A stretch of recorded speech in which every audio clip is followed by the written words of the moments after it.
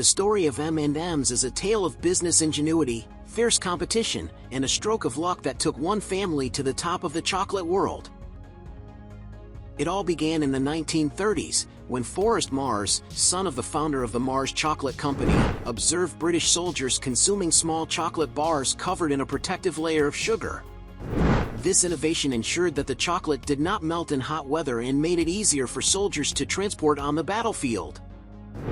In this episode of Extraordinary Walks, we will delve into the true story behind one of the most iconic candy of all time, M&M's.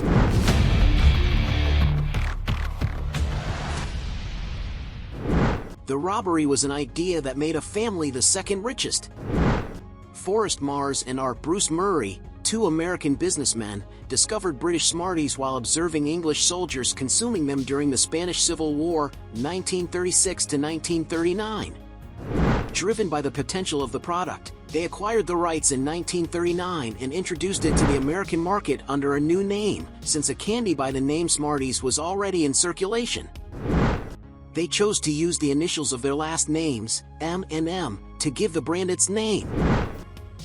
M&M's made their debut in the United States in 1942, and in the early 1950s they experienced rapid growth in popularity, thanks in part to the growing impact of television. In 1954, M&M's with peanuts were launched on the market, which contributed to further increasing sales of both varieties.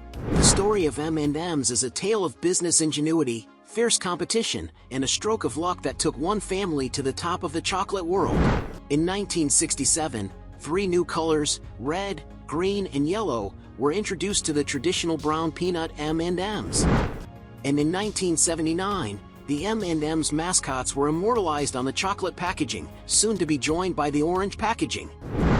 However, that same year, the color red was removed from the chocolate candy variety due to controversy related to red food dyes, although this dye was not used in M&M's. This decision was made to avoid confusion among consumers, although red M&M's could still be found in some locations. And the famous slogan, "It melts in your mouth, not in your hand," came to characterize the brand, catapulting its creators' family to become the second richest in the United States.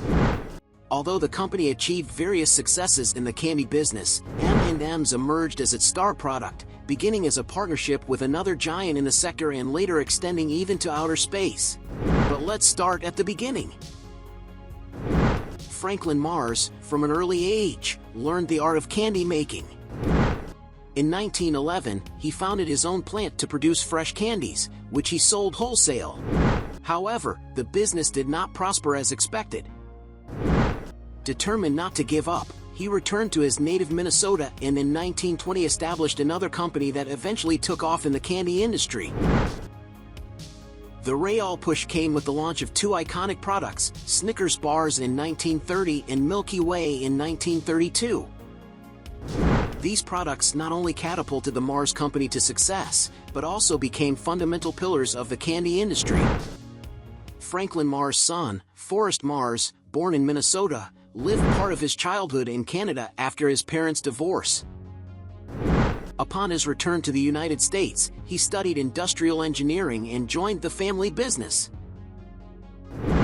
However, conflicts with his father led him to move to the United Kingdom, where he established Mars Limited and launched the popular Mars chocolate bar.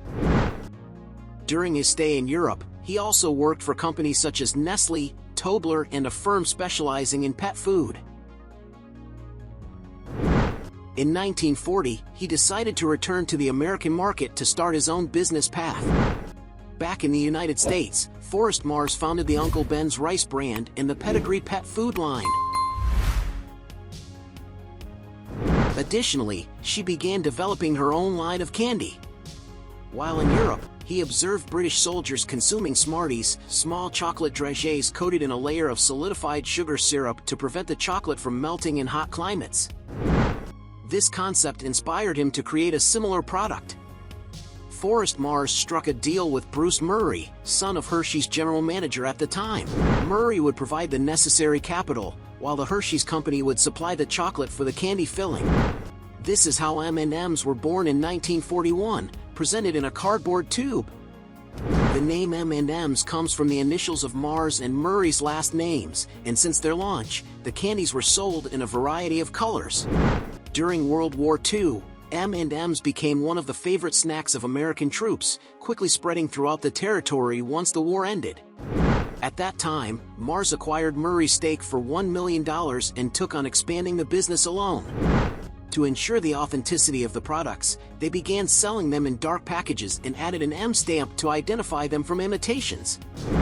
In the 1950s, Forrest Mars opted for mass advertising through television advertisements, where anthropomorphic M&Ms with arms and legs appeared for the first time.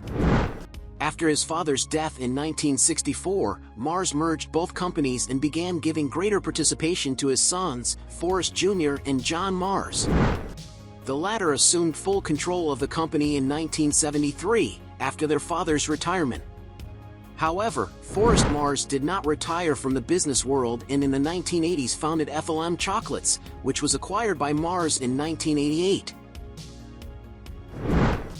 What started as simple milk chocolate sprinkles expanded to include peanut, almond, dark chocolate, and peanut butter options. In 2001, they even launched a version with caramel sauce, although this did not have the expected success. One of the most notable moments for the brand occurred in 1981, when M&M's were selected to be part of the Columbia Shuttle space expedition.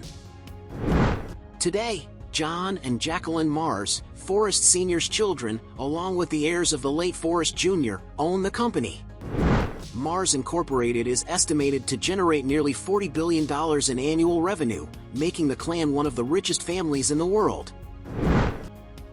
According to Bloomberg, the Marses rank second among the wealthiest families, with a net worth of $141.9 billion, only surpassed by the Waltons, founders of the Walmart chain. We have reached the end of our extraordinary walk today, in which we have explored the intricate paths that led to the creation of one of the world's most iconic candy, from the entrepreneurial genius of Forrest Mars and our Bruce Murray, to the intercontinental journey of an idea that forever changed the way we enjoy chocolate. This story has taken us from the battlefields of World War II to the stars themselves, demonstrating how a simple candy can weave a web of success, competition, and business legacy.